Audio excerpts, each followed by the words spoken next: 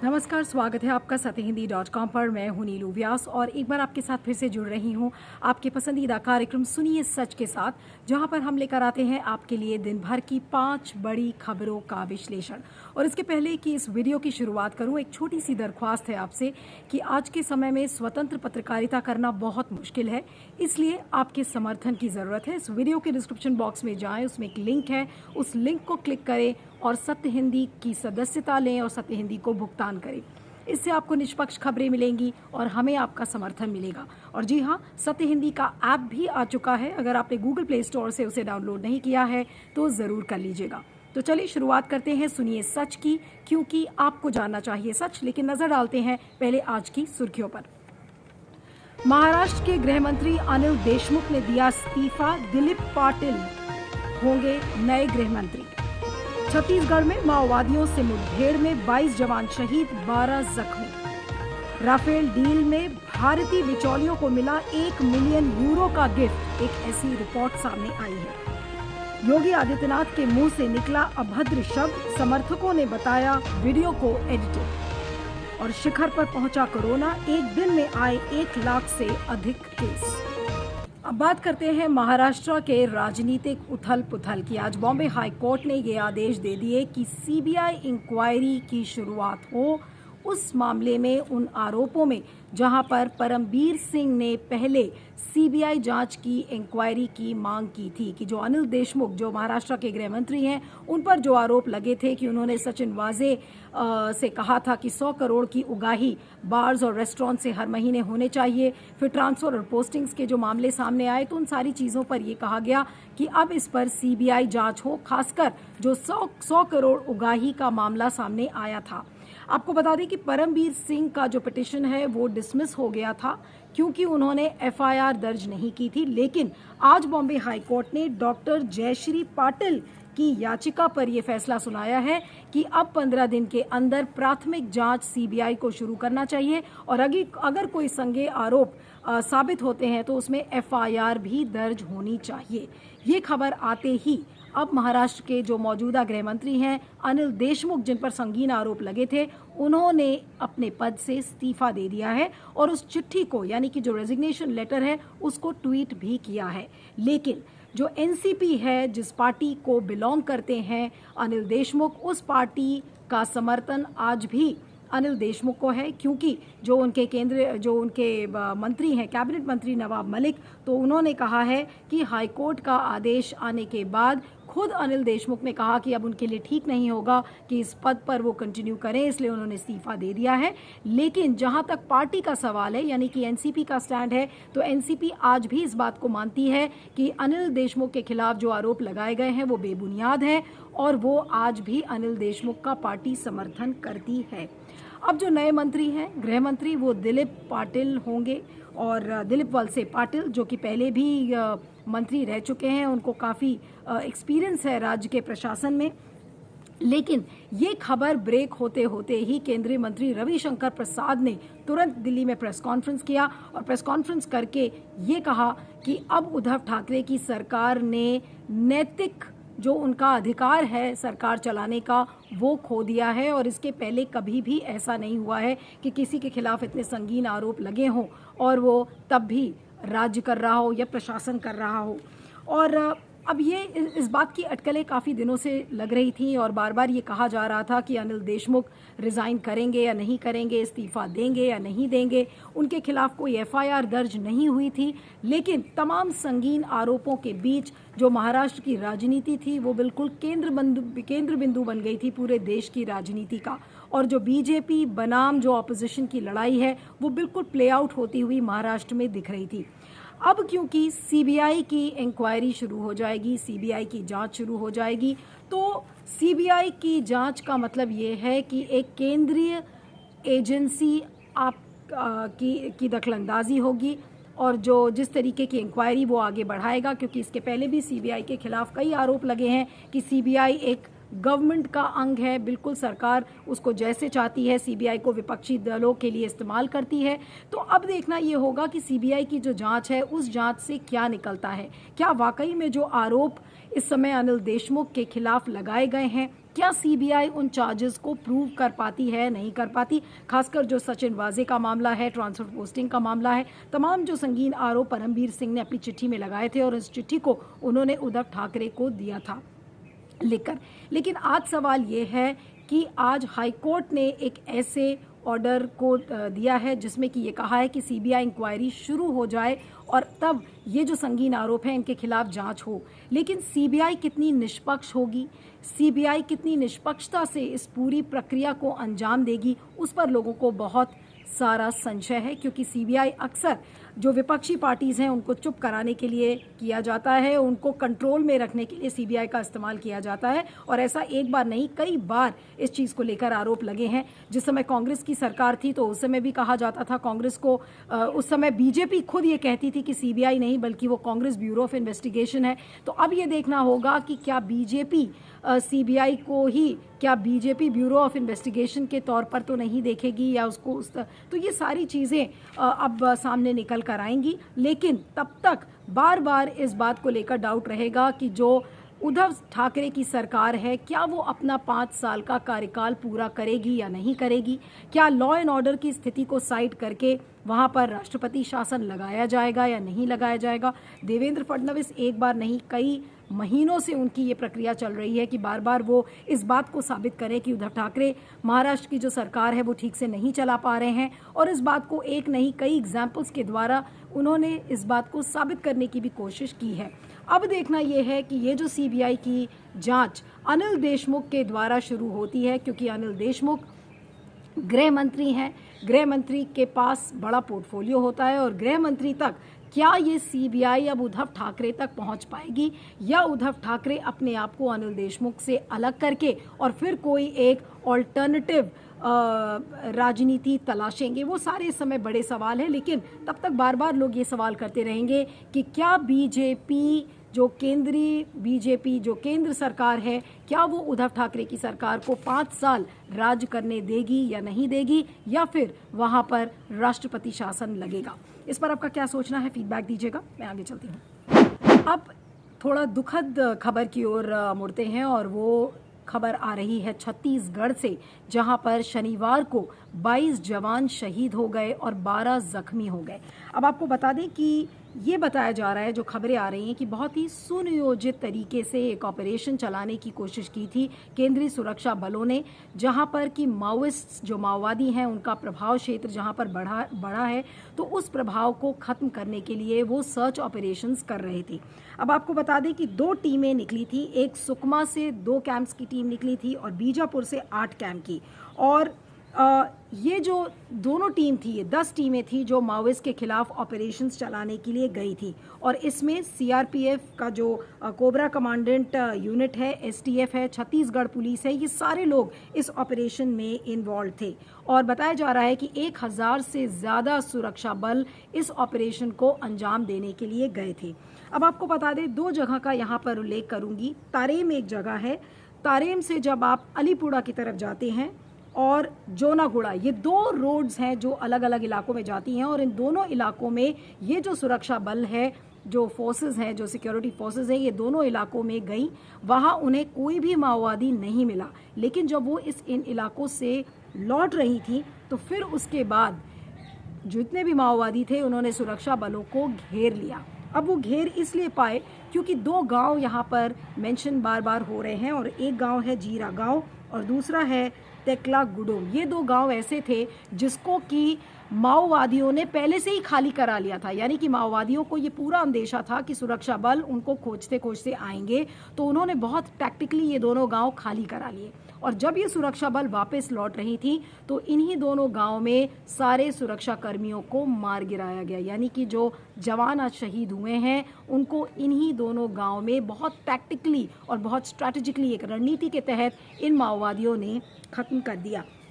अब ये बताया जा रहा है कि माओविस्ट के पास जो अंडर बैरल ग्रेनेड लॉन्चर्स थे, बंदूक थी, हथगोले थे, जिनसे उन्होंने इन सुरक्षा कर्मियों के ऊपर हमला किया था। अब आपको बता दें कि जो पूरा ऑपरेशन था, जो माओ नेता हैं, माओवादी नेता हिडमा, वो उनकी अगुवाई में ये पूरा ऑपरेशन किया गया था। और बार बार ये सवाल अब खड़ा हो रहा है क्योंकि बस्तर और सुकमा ये सब ऐसे इलाके हैं जहां पर पहली बार ऐसा नहीं हुआ है कि माओइस्ट ने एक भारी शिकस्त दी हो केंद्रीय सुरक्षा बलों को। इसके पहले भी कई बार ऐसे हादसे हो चुके हैं। तो ऐसी क्या वजह है कि क्या हमारी जो पुलिस फोर्सेस हैं आज वो माओवादियों का सामना करने में सक्षम नहीं है? क्या उनके पास जो जिस तरीके का आर्मर होना चाहिए, जो प्रोटेक्टिव गियर होना चाहिए, क्या आज वो नहीं है?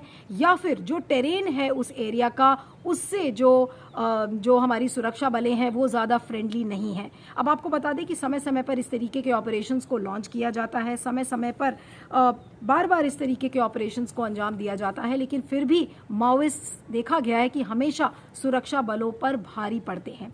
अब सबसे जो चौंकाने वाला जो एक कमेंट है वो आया है सीआरपीएफ के जो प्रमुख है कुलदीप सिंह। उन्होंने कहा है कि ये कोई खुफिया विफलता नहीं है और जो 1:1 का जो डेथ रेशियो है और उस पर राहुल गांधी ने कमेंट किया है कि अगर आप देखें तो 1:1 का डेथ रेशियो है कि जितने माओवादी हैं उतनी ही संख्या में सुरक्षा बलों की मृत्यु हुई है। तो अगर ये जो 1:1 का डेथ रेशियो है तो इसका मतलब जो सर्च ऑपरेशन है, जो कोम्बिंग ऑपरेशन था, वो आपने उसको ठीक से डिज़ाइन नहीं किया, ठीक से नियोजित नहीं किया और ये उसकी विफलता है अगर ये इंटेलिजेंस फेलियर की नहीं है। और दूसरा जो एक ट्वीट राहुल गांधी ने किया है कि आज की 21वीं सदी में किसी भी जवान को अपने दुश्मन का सामना बिना किसी प्रोटेक्टिव गियर के नहीं करना चाहिए। तो ये एक बार फिर से सरकार की जो खामियां हैं उनको दर्शाता है कि किस तरीके से आज भी हम जो माओइस्ट फोर्सेस की जो एक डेंजर है वो अभी भी अपने जो केंद्रीय सुरक्षा बल हैं उन पर मंडरा रहा है। चाहे हम जितनी बार भी कह लें कि हमने एक बड़ी जीत हासिल कर ली है, हमने इतने माओवादियों को गिरा दिया है, लेकिन जब इतनी भारी संख्या में सुरक्षा बलों को माओइस्ट या माओवादी मार देते हैं और इतने सारे जवान शहीद हो जाते हैं तो उससे जो केंद्रीय सुरक्षा बल हैं उनका जो मनोबल है वो बहुत गिर जाता है। आज अमित शाह जो गृह मंत्री हैं वो जगदलपुर पहुंचे थे और साथ में जो भूपेश बाघेल मुख्यमंत्री वो भी मौजूद थे, लेकिन सवाल ये उठता है कि जिस दिन इस वारदात को माओवादियों ने अंजाम दिया था तो दोनों मुख्यमंत्री और गृह मंत्री कहाँ बिजी थे? वो चुनाव की रैलियों में बिजी थे। रात तक उनके पास खबर नहीं थी कि कितना बड़ा ये अटैक है, इस अटैक की गंभीरता क्या है। और आज इस समय आज उस पर बैठक हो रही है, बताया जा रहा है कि नहीं हम इन माओवादियों के खिलाफ हम और सक्रियता से अब इन कोम्बिंग ऑपरेशंस को जारी रखेंगे। लेकिन आज सवाल ये उठता है, जो बड़ा सवाल ये है कि आज हमारी जो केंद्रीय सुरक्षा बल हैं क्या वो माओइस्ट्स को टैकल करने में आज भी इतनी विफल क्यों हैं? उनके पास क्या सुरक्षा गियर नहीं है? उनके पास प्रोटेक्टिव इक्विपमेंट नहीं है? कई लोग ये बोल रहे हैं कि जो ग्रेहाउंड जो स्ट्रैटेजी है वो अपनानी चाहिए थी। जब बड़े ऑफिसर्स ट्रैवल करते हैं तो आपको हवाई जहाज़ का सहारा लेना चाहिए, आप ऑन फुट क्यों जाने देते हो? तो कई तरीके के स्टेटमेंट्स इस समय आ रहे हैं जो रणनीति है उसको लेकर, कि जो रणनीति अडॉप्ट की गई थी कि किस तरीके से जंगल में जाकर और इन माओवादियों के खिलाफ सर्च ऑपरेशंस किए जाएं, तो उस रणनीति में कहीं ना कहीं कोई ना कोई खामी ज़रूर है। इंटेलिजेंस फेलियर है या नहीं है, इसको लेकर भी बहुत सारे सवाल खड़े हो रहे हैं, क्योंकि बताया जा रहा है कि जो राज्य की जो खुफिया इंटेलिजेंस यूनिट है उसके पास ये खबरें थी कि अलग अलग 2 जगहों पे 60 से 70 माओवादी सुरक्षा बलों का घेराव कर सकते हैं, लेकिन इसके बावजूद हमारी रणनीति सही क्यों नहीं थी? तो रणनीति जहां तक है उसमें ऐसा लगता है कि जो माओवादी हैं वो ज़्यादा प्रशिक्षित नज़र आते हैं, ज़्यादा ट्रेन नज़र आते हैं हमारी सुरक्षा बलों के कंपैरिजन में। ऐसा क्यों है?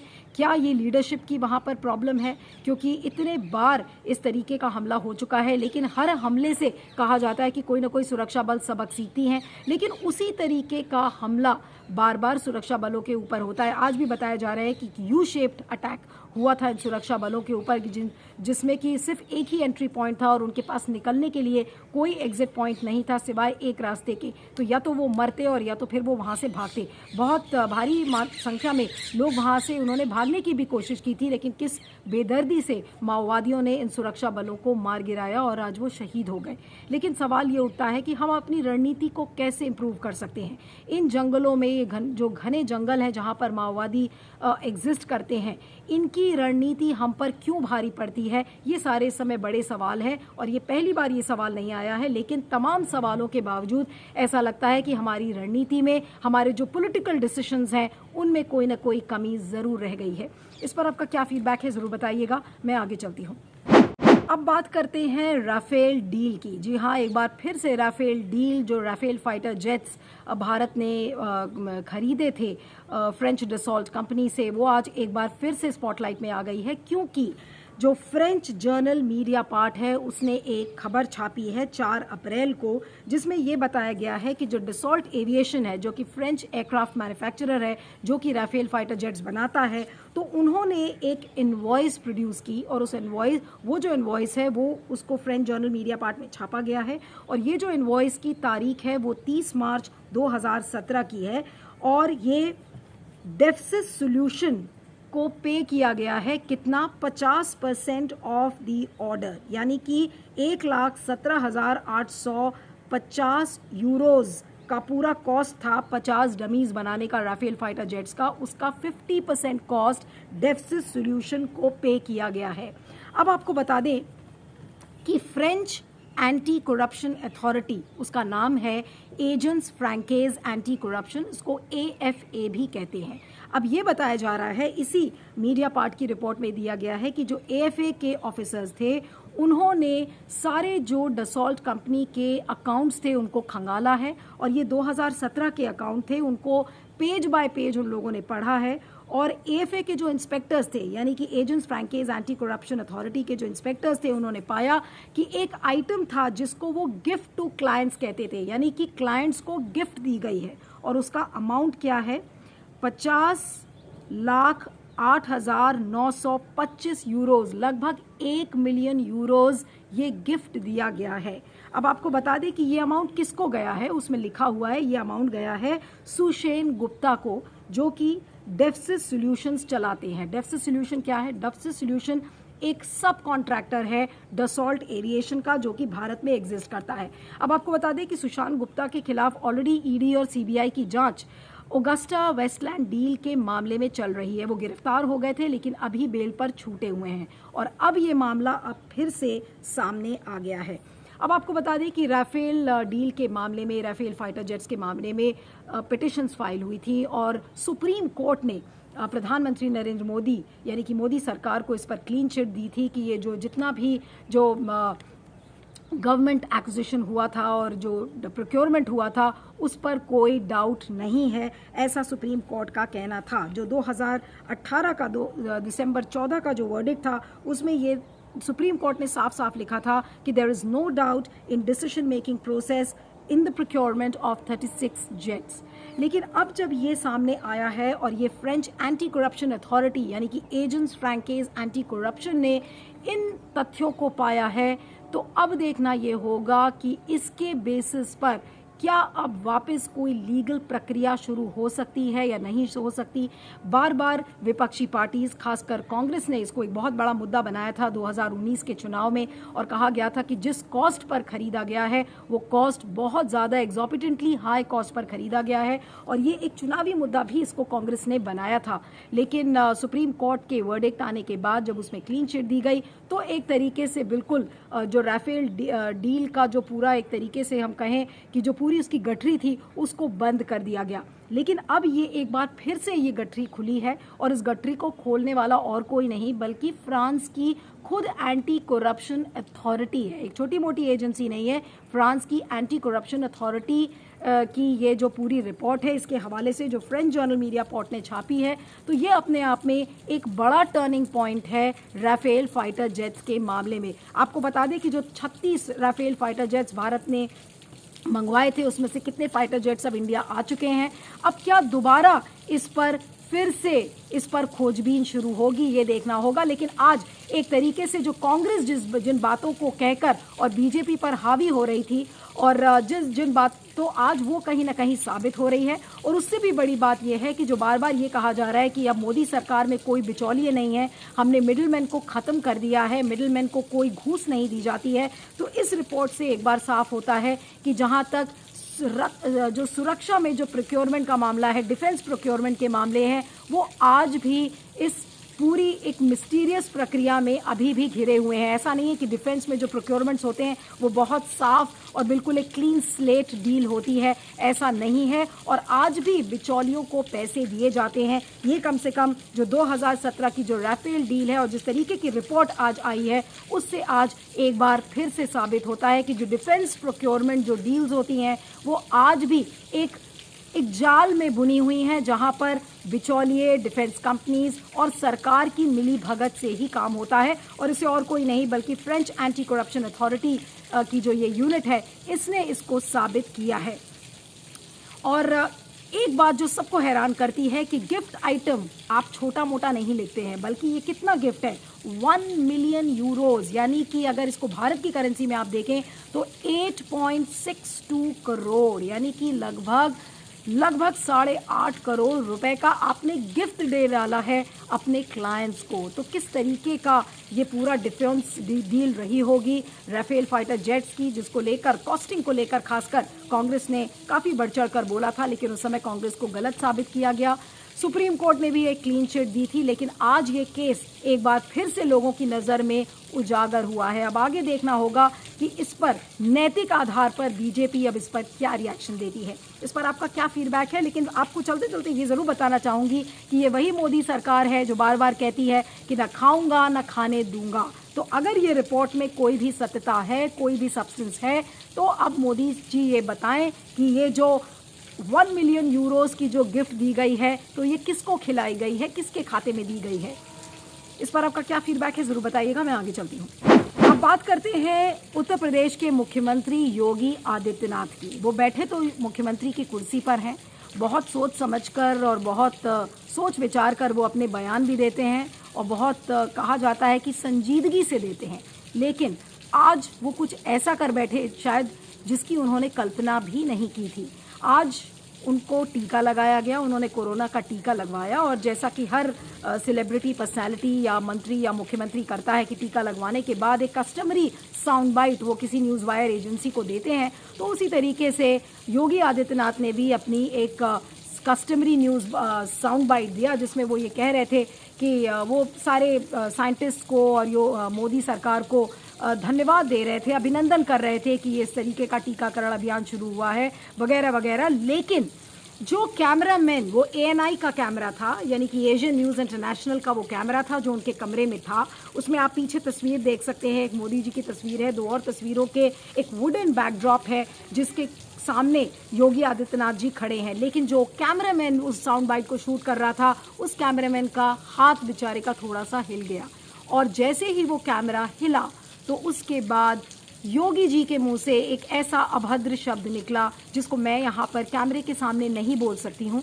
लेकिन योगी जी ने उस शब्द का इस्तेमाल किया है। योगी जी नहीं, बहुत सारे मेल्स उस शब्द का बहुत आराम से प्रयोग करते हैं और उन्हें कोई भी ज़रा सा भी मन में कोई गिल्ट नहीं होता कि वो ऐसी लैंग्वेज का इस्तेमाल क्यों कर रहे हैं। उसी लैंग्वेज का इस्तेमाल आज योगी आदित्यनाथ ने किया। लेकिन फिर हुआ क्या, ये वो जो क्लिप थी जिसमें उन्होंने अभद्र शब्द उस कैमरामैन के खिलाफ किया, वो वीडियो वायरल हो गया, और वायरल होने के बाद ANI ने लीपापोती शुरू की और ANI ने दोबारा उसको रीशूट किया। रीशूट करके बोला कि देखिए वो लाइव वीडियो था और हमने पुराना वाला हटा दिया है। और जो मीडिया एडिशनल इंफॉर्मेशन ऑफिसर है नवनीत सहगल उत्तर प्रदेश में, तो उन्होंने भी कहा है कि देखिए जो काम के वीडियोस होते हैं हम उनको ही पब्लिक करते हैं, और उसमें उस अभद्र शब्द का इस्तेमाल योगी जी ने नहीं किया है। तो इसको लेकर आज योगी आदित्यनाथ की पूरे ट्विटर पर, सोशल मीडिया पर उनकी बहुत थू-थू हो रही है, और इस चीज़ को लेकर कि किस तरीके से वो मीडिया के लोगों को ट्रीट करते हैं। क्योंकि अगर एक मीडिया कर्मी को आप इस तरीके का शब्द इस्तेमाल करके और उसको आप गाली बक रहे हैं, तो ये आपको कैसे शोभा देगा। आप मुख्यमंत्री हैं, सिर्फ मुख्यमंत्री नहीं बल्कि योगी भी हैं, और योगी कहाँ के, गोरक्ष पीठ के प्रमुख माने जाते हैं। तो एक धार्मिक व्यक्ति जो कि मुख्यमंत्री है और इस तरीके की भाषा का इस्तेमाल करे, वो कैसे कोई बर्दाश्त करेगा। तो योगी जी, आपसे एक गुजारिश है कि जब आप साउंड बाइट्स देते हैं तो आपको ये ध्यान रखना चाहिए कि आपके कैमरामैन से ये गलती हो सकती है, और इसी को शायद टॉलरेंस पावर कहते हैं। कैमरामैन बेचारा जो दिन भर शूट करता है, हाथ पे या कंधे पर लेकर अपना कैमरा शूट करता है तो उससे ये भूल चूक हो सकती है कि उसका कैमरा थोड़ा सा हिल जाए, लेकिन उस गलती का मतलब ये नहीं कि आप उस मीडिया कर्मी को गाली बकिए और उस अभद्र शब्द का इस्तेमाल करिए जो कि आज आपने कैमरे के सामने किया। लेकिन तमाम जो ट्वीट्स आए हैं और काफ़ी जो मैंने कहा जैसा कि योगी आदित्यनाथ की इस पर काफ़ी थू-थू हो रही है, और सबसे जो एक पिंचिंग ट्वीट था वो अखिलेश यादव का था जो समाजवादी पार्टी के अध्यक्ष हैं। उन्होंने लिखा कि पत्रकारों को दिए मान्यवर के प्रवचन सुनिए, पर हेडफोन लगा के सुनिए, वह बच्चों से दूर रखिए। तो यानी कि वो एक ऐसा शब्द उन्होंने इस कैमरामैन के लिए बोला जो कि आप बच्चों के सामने उसका इस्तेमाल आप नहीं कर सकते। और हाँ, आपको ये भी बता दें कि जो योगी जी के समर्थक हैं, जो बीजेपी के लोग हैं, तो उन्होंने कहा है कि ये तो वीडियो मॉर्फ किया गया है, इस वीडियो को डॉक्टर किया गया है। तो जाहिर सी बात है कि बीजेपी के लोग तो ऐसा कहेंगे ही कि देखिए, और कुछ लोगों ने तो ये तक बोल दिया कि एक नेटफ्लिक्स पर कोई फिल्म थी जिसमें कि इस पर्टिकुलर गाली को, जिसका इस्तेमाल योगी आदित्यनाथ ने किया है, उस गाली का इस्तेमाल उस नेटफ्लिक्स के एक फिल्म में हुआ था। तो इस तमाम तरीके की बातें बीजेपी ने की है, उसको लीपापोती करने की कोशिश की है और योगी आदित्यनाथ को बचाने की कोशिश की है। लेकिन words once spoken never are withdrawn, ये हिंदी इंग्लिश में कहावत है। तो आज योगी आदित्यनाथ आज उसी का शिकार हो चुके हैं, क्योंकि उनकी आम भाषा में इस शब्द का इस्तेमाल होता है। और तमाम तरीके के ट्वीट्स आए हैं कि देखिए बीजेपी मीडिया कर्मियों को किस तरीके से ट्रीट करती है और मीडिया का सम्मान किस तरीके से करती है। और शायद यही वजह है कि आज भारत प्रेस फ्रीडम इंडेक्स में वैश्विक स्तर पर 142वें स्थान पर है। और सबसे जो मैं कहूँ टिप्पणी करने वाला जो एक मसला यहाँ पर है वो एएनआई का है कि एएनआई किस तरीके का स्टैंड लेता है। एएनआई रीढ़ विहीन बिल्कुल हो चुका है और किस तरीके से वो मुख्यमंत्री के खिलाफ नहीं खड़ा होना चाहता है। ये वही एएनआई है जिसमें 2017 में उन्हीं के एक रिपोर्टर ने योगी आदित्यनाथ जी के पैर तक छुए थे। तो उस एएनआई से हम कैसे एक्सपेक्ट कर सकते हैं कि आज वो योगी आदित्यनाथ के इस वीडियो का मुंह तोड़ जवाब दें और वो ये कहें कि आपने हमारे इस कैमरामैन को इस तरीके से गाली क्यों दी। आज वो एएनआई नहीं है, ये वो एएनआई है जो कि योगी आदित्यनाथ के पैरों में लेटकर प्रणाम कर रहा है। और जो स्मिता प्रकाश उसकी एडिटर हैं, उनको न्यूज़ लॉन्ड्री, आपको उसका एक एग्जांपल देती हूँ कि न्यूज़ लॉन्ड्री ने उनसे बात करने की कोशिश की थी तो उन्होंने कहा कि I don't speak to Newslaundry at all.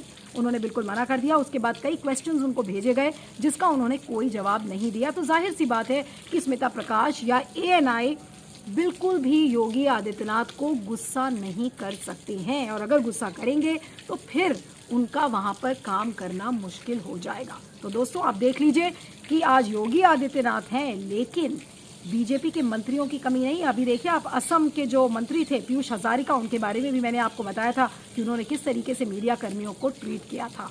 तो ये है मीडिया जो कि बीजेपी की राज्य में, बीजेपी की शासन में मीडिया कर्मियों को इसी तरह ट्रीट किया जाता है। लेकिन ये मीडिया कर्मियों के ऊपर है कि अगर आपको अपना सम्मान प्रिय है तो आपको मुंह तोड़ जवाब देना आना चाहिए, और अगर आपको सम्मान अपना प्यारा नहीं लगता तो ठीक है, फिर सरकार के चरणों में लेट जाइए और अपना बिजनेस करिए। इस पर आपका क्या फीडबैक है ज़रूर बताइएगा। मैं आगे चलती हूँ। अब बात करते हैं कोरोना के बढ़ते संक्रमण की। पिछले 24 घंटे में भारत ने 1 लाख से ज़्यादा कोरोना के संक्रमण को दर्ज किया है, और ये जब से ये पैंडेमिक शुरू हुआ है, जब से ये महामारी शुरू हुई है, अब तक का 24 घंटे का सबसे बड़ा आंकड़ा भारत के सामने आया है। और डेली इन्फेक्शंस में इस समय भारत दूसरे नंबर पर विश्व में आ गया है। आपको बता दें कि आज 377वां दिन है जब से पिछले साल भारत ने लॉकडाउन अनाउंस किया था, और इस समय आज भारत ने जो टोटल केसेस है वो 1,03,558 केसेस को दर्ज किया है। पिछले 24 घंटे में 478 मौतें दर्ज की गई हैं, लेकिन जो एक्टिव केसेस हैं वो 7 लाख केसेस हैं, और रिकवरी रेट गिर गया है। रिकवरी रेट गिरा है 92.80%। अब आपको बता दें कि लगातार ये चिंता की स्थिति बनी हुई है, टीकाकरण का अभियान चल रहा है, लेकिन आज आम आदमी पार्टी ने कुछ अहम बातें भारत के टीके पर और जिस तरीके से वैक्सीनेशन ड्राइव को चलाया जा रहा है उसको लेकर कहा है। आम आदमी पार्टी के जो लीडर हैं राघव चड्ढा, तो उन्होंने कहा है कि भारत ने इतनी सारी वैक्सीन्स का एक्सपोर्ट कर दिया, दूसरे देशों में भेजा, यानी कि 84 देशों में वैक्सीन्स को भेजा गया है। तो ये मोदी जी अपनी ग्लोबल इमेज को बनाने के लिए इन वैक्सीन्स को एक्सपोर्ट कर रहे थे। उन्होंने ये नहीं सोचा कि इन वैक्सीन्स की ज़रूरत हमें दोबारा भारत में पड़ सकती है। और साथ में उन्होंने ये भी कहा कि जिस रेट से अभी टीकाकरण चल रहा है, तो उस रेट से हम अगले 15 साल तक पूरी जनता का वैक्सीनेशन पूरा कर पाएंगे। अब वैक्सीनेशन का उद्देश्य क्या है? वैक्सीनेशन हम इसलिए करते हैं कि हमारे जो देश की 70% आबादी है उसका टीकाकरण हो जाए, ताकि एंटीजन्स इतने डेवलप हो जाएं कि उस कोरोना के वायरस से फिर बाकियों को कोई असर ना पड़े। लेकिन अभी जो टीकाकरण का पेस है, यानी कि जो टीकाकरण की रफ्तार है, वो बहुत धीमी गति से चल रही है। तो उन्होंने कहा है कि इस टीकाकरण की रफ्तार को बढ़ाएं और जो वैक्सीन्स को भेजा गया है, तो वैक्सीन्स को बाकी देशों में ना भेजकर बल्कि उन वैक्सीन्स को ठीक रणनीति के तहत भारत के लोगों के लिए ही इस्तेमाल किया जाए। तो इन तमाम बातों को राघव चड्ढा ने आज कहा है। लेकिन महाराष्ट्र इस बीच लगातार चिंता का विषय बना हुआ है। 57,000 से ज़्यादा केसेस इस समय महाराष्ट्र में आ चुके हैं। हालांकि वहां पर नाइट कर्फ्यूज, वीकेंड लॉकडाउन्स, दिन में जो प्रोहिबिशंस हैं, वो सारी चीज़ें लगाई गई हैं। लेकिन और एक ब्रेक द चेन कैंपेन भी वहां पर शुरू किया गया है। लेकिन जो संक्रमण है उसकी रफ्तार बिल्कुल भी नहीं रुक रही है। हालांकि मोदी जी ने 5-फोल्ड स्ट्रैटेजी की वो बार बार बातें कर रहे हैं, जैसे कि testing, tracing, treatment, Covid appropriate behaviour और साथ में वैक्सीनेशन। लेकिन क्या चुनाव की रैलीज पर कोई प्रतिबंध लग रहा है? सोशल गैदरिंग्स पर कोई प्रतिबंध लग रहा है? अगर आज एक किसी मंदिर में कोई बड़ा समारोह होता है तो क्या उसमें प्रतिबंध लग रहा है? अभी आपने देखा था कि होली में किस तरीके से लोग रंग खेल रहे थे। तो जहां पर भी धार्मिक धारणाएं जुड़ी हुई हैं, वहां पर कोई भी प्रतिबंध नजर नहीं आ रहा है। और चुनाव जहां पर है वहां पर भी कोई प्रतिबंध नजर नहीं आ रहा है। तो ऐसे में इस संक्रमण को आप कैसे रोकेंगे? एम्स के जो डॉक्टर गुलेरिया है, डायरेक्टर, उन्होंने कह दिया है कि जो भारत की जो स्थिति है वो बहुत ही भयावह हो चुकी है और आप कोरोना के संक्रमण को नहीं रोक सकते। तो आपकी सुरक्षा आपके हाथ है। आप मास्क पहने, हाथ धोएं और जितनी भी एहतियात है वो बरत सकते हैं तो बरतें। ये वायरस काबू में शायद आने वाला नहीं है। और अगर आपको सुरक्षित रहना है, स्वस्थ रहना है, तो आपकी सुरक्षा, आपका स्वास्थ्य आपके ही हाथ में है। इस पर आपका क्या फीडबैक है, ज़रूर बताइएगा। और सुनिए सच की 5 खबरों में इतना ही। आप मुझे ट्विटर पर फॉलो कर सकते हैं। मेरा ट्विटर हैंडल है @neelu317। और चलते चलते आपको याद दिलाना चाहती हूँ कि गूगल प्ले स्टोर से अगर आपने सत्य हिंदी के ऐप को डाउनलोड नहीं किया है तो ज़रूर कर लीजिएगा। आप देखते रहिएगा सुनिए सच, क्योंकि आपको जानना चाहिए सच। बने रहिएगा सत्य हिंदी पर। Thank you so much. सत्य हिंदी का ऐप डाउनलोड करें गूगल प्ले स्टोर पर।